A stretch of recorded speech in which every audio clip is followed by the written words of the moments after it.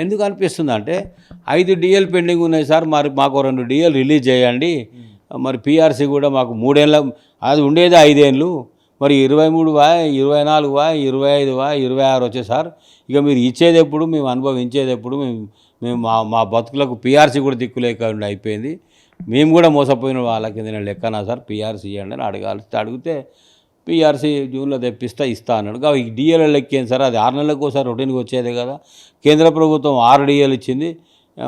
ఇక మనం 5 లెక్కేసుకుంటాం, ఇంకా దాంతో కలుపుకుంటే 6 అవుతాయి కదా, మరి డిఏ ఇవ్వాలి సార్ అంటే,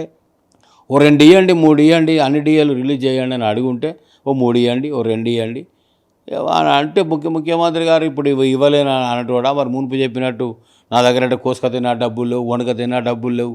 నేను పోతే చెప్పులు ఎత్తుకపోవడం చూసినట్టు చూస్తారు, మనకు అప్పు ఇచ్చేటోడే వెళ్ళాడు, మీ పేరు చెప్పేవరకు నాకు అప్పు దొరకలేదు మీకు ఇద్దామని అంటే అనటోడా ఇచ్చేటోడా ఈయనని చెప్పేటోడు ఆగాలి కదా, అడగాలి కదా.